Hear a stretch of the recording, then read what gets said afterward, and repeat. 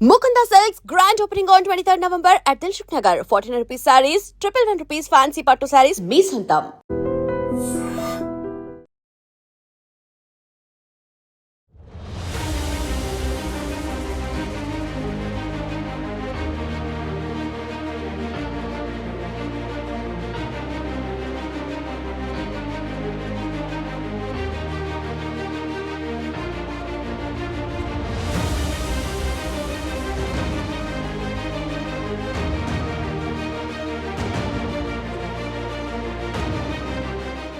అగ్ని ప్రమాదంతో ఒక్కసారిగా స్థానికులు ఉలికి పడ్డారు. ఇక్కడ 5 అంతస్తుల భవనంలో జరిగినటువంటి అగ్ని ప్రమాదాన్ని నిజంగా వీళ్ళ సర్వీస్ కి ఎన్ని మాటలు చెప్పినా చాలా తక్కువే. ప్రాణాలు రిస్క్ లో పెట్టి మరి ఆ విపత్తుల్ని కంట్రోల్ చేయటంలో వీళ్ళ పాత్ర చాలా కీలకం. ఏంటి అసలు ఇన్సిడెంట్ గురించి చెప్పండి. అదే మేము వచ్చేసరికి చాలా దారుణంగా ఉంది పరిస్థితి. అయితే కింద సెల్లార్లో కార్లు ఎక్కువగా ఉన్నాయి. చాలా మంటలు, విపరీతమైన పంటలు, దట్టమైన పొగలతో చాలా వ్యాపించి ఉన్నాయి. మా బాబు మోహన్ బాబు మా సారు బియ్య సెట్ వేసుకొని లోపలికి వెళ్ళి రెస్క్యూ చేయడం జరిగింది. చాలా కార్లు కూడా మనకి బైకులు కూడా కాలిపోయిన పరిస్థితి. వెళ్ళే చూసేసరికి చాలా బ్లాస్ట్ అయిపోయే పరిస్థితి కూడా, చాలా ఆనవాళ్ళు పెద్ద పెద్ద సౌండ్స్ కూడా వచ్చాయి. ఈ విధంగా మేము రెస్క్యూ చేయడం జరిగింది మా సిబ్బందితో పాటు. Thank you. మీరు వెళ్ళినప్పుడు సెల్లార్లో ఎన్ని వెహికల్స్ ఉన్నాయండి? తెల్ల వెహికల్స్ అంటే సుమారుగా ఒక 20 వెహికల్స్ ఉంటాయండి. 4 వీలర్స్ అండ్ 2 వీలర్స్ కలిపి. కింద సెల్లరు మరి కింద కంట్రోల్ చేసుకుని పైన వచ్చాం. పైన కూడా సేమ్ కొంతవరకు కాలిపోయి మిగతా కొన్ని వెహికల్స్ కాపాడడం జరిగింది. ఈ విధంగా మా సిబ్బంది రెస్క్యూ చేశారు చాలా బాగా. క్యాజువాలిటీస్ అయితే లేవు, థ్యాంక్ గాడ్. బట్ పెద్ద డ్యామేజ్ జరిగి ఉండాల్సింది. బట్ మీరు ఇమీడియట్గా రెస్పాండ్ అవ్వడం, లోపలికి మీరు ఫస్ట్ వెళ్ళారు అని చెప్తున్నారు. ఏం జరిగింది? ఫైర్ కాల్ ఇలా వచ్చిన వెంటనే స్మోక్ ఎక్కువ వస్తుంది మేడం. స్మోక్ ఎక్కువగా వస్తూ ఉంటే పైన ఎవరైనా విక్టిమ్స్ ఉన్నారేమో అని మొత్తం అంతా కూడాను పైన చెక్ చేసాం మేడం. స్టేర్ కేస్ నుంచి అలా పైకి వెళ్ళి మొత్తం అంతా రూమ్స్ అంతా కూడాను మొత్తం అంతాను చూసాము. విక్టిమ్స్ ఎవరు లేరు. తర్వాత కిందన సెల్లార్లోకి వచ్చాక సీట్ ఆఫ్ ఫైర్ ఎక్కడనేది చూసాము. చూసిన తర్వాత కిందన ఏంటి అనేది లోకల్ పర్సన్స్ని వాళ్ళని అడిగి తెలుసుకున్నాము. సార్ లోపల కార్లు ఉన్నాయి, తర్వాత గ్యాస్ సిలిండర్స్ కూడా ఉన్నాయి సార్ లోపల అని చెప్పారు. అయితే ఆ సిచ్యువేషన్ చూసుకొని మేము వెంటిలేషన్ చేసుకుంటూ అటువైపు ఫైర్ ఫైటింగ్ చేసుకొని వచ్చామండి టీం అంతా కూడాను. కార్లు కూడాను ఫుల్ డ్యామేజ్ అయ్యాయి. ఒక్కొక్కటి ఫైర్ అవుతూ వచ్చాయి. వాటన్నిటిని కూడాను ఫోమ్తో మేము పుటప్ చేసాము. ఆ విధంగా మొత్తం కొన్ని కార్లు అయితే మొత్తం మా ఫైర్ బ్రిగేడ్ కూడాను అందరు కూడాను కార్లు బయటికి తీసుకొని వచ్చారండి. కొంతమంది ఓన్గానే కీస్ అంతా కూడా లోకల్ వాళ్ళు ఇచ్చారు. ఇక్కడ వాళ్ళ కీస్, కార్ కీస్, ఓనర్స్ వాళ్ళందరూ కూడాను వచ్చి. సో ఎన్ని అవర్స్ నుంచి ఈ రెస్క్యూ ఇంకా ఇప్పటికీ కూడా కొంతవరకు వస్తూనే ఉంది? అవును మేడం, బాగా లోపలికైతే ఫైర్ ఫైటింగ్ చేయడానికి కూడాను అవకాశం లేని విధంగా ఉండేది. మేము బిఏ సెట్ వేసుకొని వెళ్ళి ఫైర్ ఫైటింగ్ మేము చేసామండి. రిస్క్తోనే కూడుకున్నది. ఫస్ట్ జిమ్ నుంచి లేడీ కాల్ చేసినప్పుడు ఆమె ప్యానిక్ ఎట్లా ఉంది? ఎందుకంటే జిమ్లో అప్పటికే జనాలు కూడా ఉన్నారు. అదేనండి, ఒకేసారి వాళ్ళు ఈ స్మోక్ అదంతా చూసేసరికి సిచ్యువేషన్ మొత్తం అంతా కూడా ఇప్పుడు లోపల జిమ్లో ఉన్న వాళ్ళందరూ కూడా ప్యానిక్కి గురయ్యారండి. వెంటనే మాకు సమాచారం అందడంతోనే మేము వెంటనే ఈ సిచ్యువేషన్లోకి వచ్చాము. సో జనరల్గా ఈ ఫైర్ ఫైట్ అనేది 2 సెల్లర్స్లో ఇప్పుడు మీరు చేయాల్సి వచ్చింది. ఒక సెల్లర్ 2 సెల్లర్స్ ఉన్నాయని కూడా డిఎఫ్ఓ. ఎస్ మేడం, 2 సెల్లర్స్లో కూడాను మొత్తం ఫైర్ అంతా కంట్రోల్ చేసాము.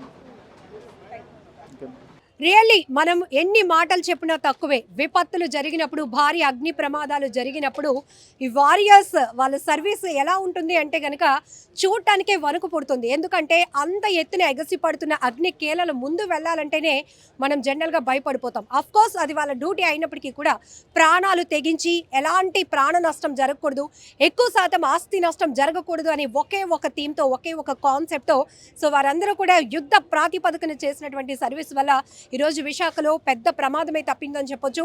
ఇసుకతోట జంక్షన్లో ఉన్నటువంటి ఈ చూస్తున్నారుగా 5 అంతస్తుల బిల్డింగ్, 2 సెల్లార్లో ఒక్కసారిగా అగ్ని కేలలు ఎగసిపడ్డాయి.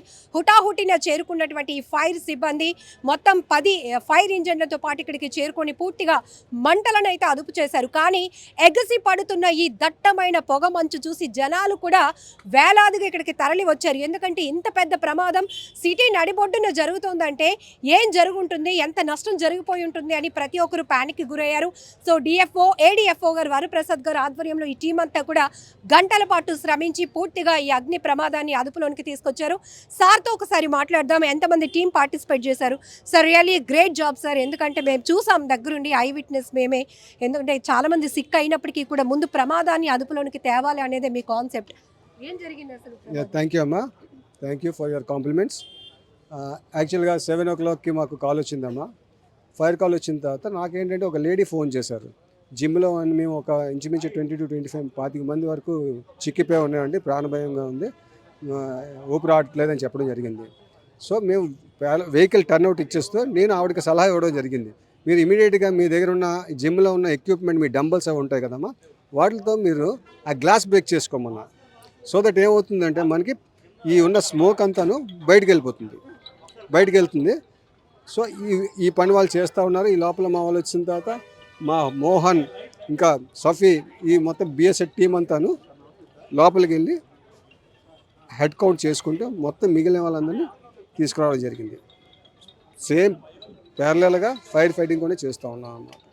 ప్రస్తుతానికి ప్రాథమిక అంచనా అసలు ఫైర్ రావడానికి కారణం ఏంటి? చూడాలమ్మా ఒకసారి. ఇంకా ఇది సెల్లారు సబ్ సెల్లార్ అంతే చీకటిగా ఉన్నది కదా, ఒకసారి చూడాలమ్మా అదంతా. సార్ మొత్తం ఎన్ని ఫైర్ ఇంజిన్స్, ఎంతమంది స్టాఫ్ పార్టిసిపేట్? సో ఇక్కడ మొత్తం విశాఖ అర్బన్లో ఉన్న three stations, Visakha headquarter stations, Marripalem stations, పద్దిగంట స్టేషన్స్, మొత్తం అందరూ ఆల్మోస్ట్ అందరు క్రూ పాల్గొన్నారమ్మా విత్ ఆల్ వెహికల్స్. సార్ మేము ఐ విట్నెస్ చూసాం, జనాలు కూడా చూశారు మీ సర్వీస్ని. ఇంత అంటే విపత్తులు ఇలా జరిగినప్పుడు వీళ్ళ రెస్క్యూ ఇంతలా ఉంటుందా అని అనిపించింది మాకే. దగ్గరికి వెళ్ళాలంటే కూడా ఎప్పుడు ఏది పేలుతుందో, ఎంత ప్రమాదం జరుగుతుందో.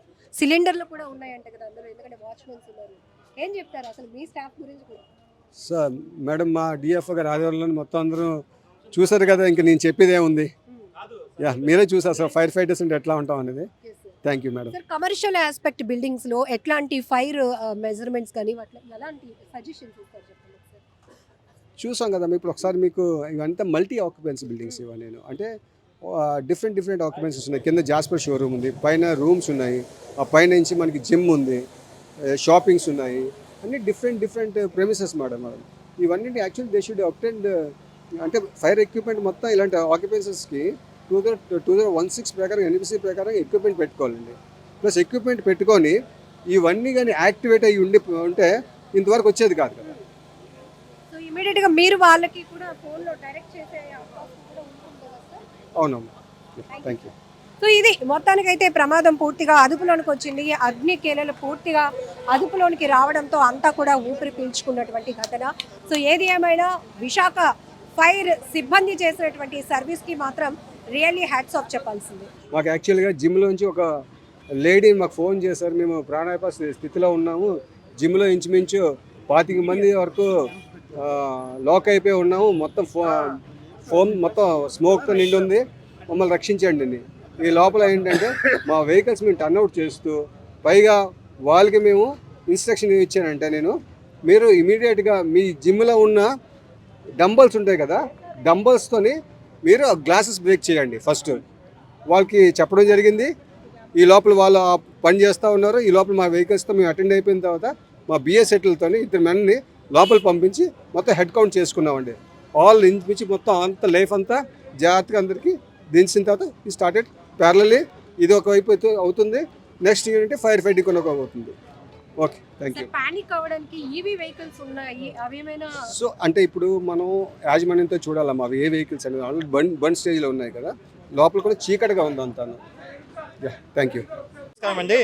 ఈరోజు మార్నింగ్ 7 o'clockకి మాకు 5 కాల్ రావడం జరిగింది.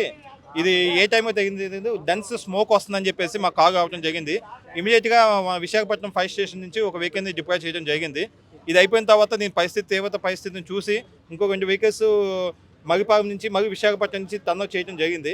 ఆ తర్వాత ఇంకా ఇక్కడికి వచ్చిన తర్వాత ఫైర్ ఇంటెన్సిటీని బట్టి ఇక్కడ ఉన్న వాహనాలు బట్టి వాటిని సేవ్ చేయడం కోసము ఇంకొక 2 వెహికల్స్ పెదగంట నుంచి ఒకటి విశాఖపట్నం సుమారు ఒక 7 వెహికల్స్ అనేది డిప్లాయ్మెంట్ చేసి సుమారు 35-40 మందిని ఇక్కడ డిప్లాయ్మెంట్ చేయడం జరిగింది. చేసి కంటిన్యూస్గా ఫైట్ చేయడం జరిగిందండి. ఇక్కడ మేము చేసింది ఏంటంటే ఫస్ట్ కాగానే ఒక పక్క రెస్క్యూ ఆపరేషన్ ఎవరైనా ఉన్నారని మొత్తం బిల్డింగ్ మొత్తం క్రాస్ చెక్ చేసుకున్న సిచ్యువేషన్లో ఎవరు పైన కొంతమంది జిమ్గా ఒక 10-15 మంది జిమ్ చేసుకుంటున్నారు. ఇమీడియట్గా వాళ్ళందరినీ బయటికి పంపించేయడం జరిగింది. కింద కింద పార్కింగ్ సెగాగు ఎక్కడైతే 5 క్యాచ్ అయిందో కింద సెగాగు జరిగింది. ఇది ఈ కింద నుంచి 5 అవుతూ కింద సెగాగు 2 సెగాగు 1 5 అవుతూ గ్రౌండ్ 4 కూడా తాకింది. అది ఈఓపీ మేము రావటం సెగాగు 2లోనే మనం పార్కింగ్ ఏరియాలోనే ఇది ఫైర్ని కంట్రోల్ చేయడం జరిగింది. ఇంకా దీన్ని పైకి స్ప్రెడ్ చేయకుండా ఇంకా దాని తీవ్రతను ఇంకా కంట్రోల్ చేసేసేసి ఆపి చేసాం. కానీ ఇందులో భాగంగా మా యొక్క టీం సుమారు ఒక 20 వెహికల్స్, ఆటోకు ఒక 15 వెహికల్స్ బయటికి సేవ్ చేయడం జరిగింది. అన్నీ మా యొక్క టీం వర్క్తో కోఆర్డినేషన్ విత్ టీమ్.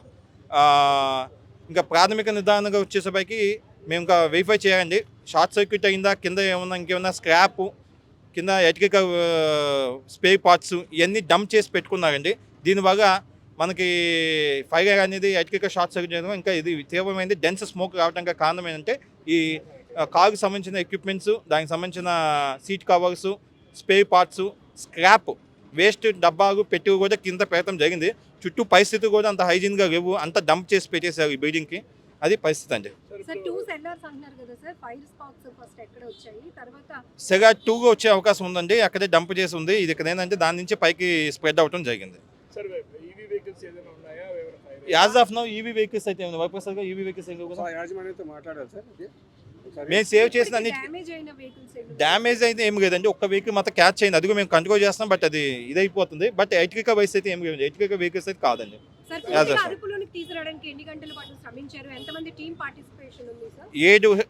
మూడు స్టేషన్ నుంచి 3 ఏరియా ఫోర్సు, ఒక 35 మంది ఫైర్ మెన్, నేను ఇక్కడికి వచ్చేసి సముష్టి కృషి చేసేసి ఫైర్ కంట్రోల్ చేయడం జరిగిందండి.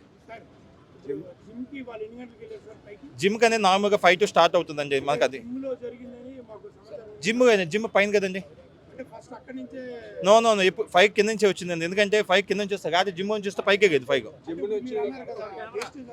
స్క్రాప్ అంతా సెగాగో ఈవీ స్టేషన్స్ ఏమి ఇవ్వండి. ఒకసారి మేము వెరిఫై చేయాలి. మీగా చూస్తున్నాం కదా స్మోక్ డెన్స్గా వస్తుంది. మేము ఇంకా ప్రాథమిక నిర్ధారణకి ఎలక్ట్రికల్ షార్ట్ సర్క్యూట్ మేము అనుకుంటున్నాము. ఇంకా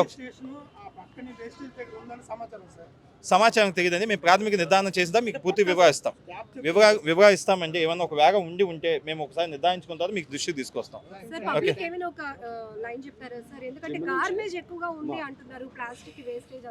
ఇది మేము చాలా చెప్తున్నామండి. అన్ని ప్రెమిసెస్, నాట్ ఓన్లీ ఈ కార్ షోరూమ్స్ కానీ ఏదైనా ఎంఎస్బి మల్టీ స్టోరేజ్ బిల్డింగ్స్లో కింద సెగాలో పార్కింగ్ ఉండాలి, వెంటిలేషన్స్ ఉండాలి, స్మోక్ మేనేజ్మెంట్ బాగా పాటించాలి. మూడోది ఈ స్క్రాప్ ఏదైతే పనికిరాని వేస్ట్ పైన ఉన్న మల్టీ స్టోరేజ్ బిల్డింగ్స్ ఉన్న స్క్రాప్ అంతా చెక్క, ఎలక్ట్రికల్ వైస్, ప్లాస్టిక్, కుజ్జీలు, డంపులు మాత్రం సెగాలో మాత్రం ఇటువంటి పరిస్థితులు పెట్టకూడదు. వెంటిలేషన్ పూర్తిగా పెట్టుకోవాలి. ఒక బిల్డింగ్ గ్రౌండ్ ఫ్లోర్లో 1/3 ఆఫ్ ది వెంటిలేషన్ ఉండాలి. ఇక వెంటిలేషన్ ఒక కొంచెం సమస్యగా మాకు పెద్ద హజార్డ్ అయిపోయింది. ఇక కానీ ముందు నుంచి ఫైర్ చేయడానికి ముందంతా బ్లాక్ అయిపోయింది. బ్యాక్ సైడ్ నుంచి చేయాల్సి వచ్చింది. ఒకటి ర్యాంప్ వైపు నుంచి చేసాము, ఒకటి వెంటిలేషన్ ఉన్న చిన్న విండోస్ నుంచి మేము ఫైర్ చేసాం. తీవ్ర కష్టపోయాం.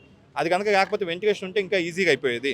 రెండోది స్క్రాప్ లాంటిది వేయవద్దు దయచేసి. మీకు మా నుంచి విజ్ఞప్తి ఏంటంటే స్క్రాప్ కానీ ఎలక్ట్రికల్ వైర్స్ కాక ఫ్లేమబుల్ సబ్స్టెన్స్ అనేది గ్రౌండ్ ఫ్లోర్లో పెట్టరాదు. Ground floor in the sense cellar parking బేస్మెంట్స్లో పెట్టరాదు. అదన్నీ ఓపెన్కి బయట పెట్టుకోవాలి. ఏదంటే అమ్మేసుకోవడం కానీ తీసేయడం కానీ చేసుకోవాలి. Good house keeping is essential for any good fire safety precautionary measures.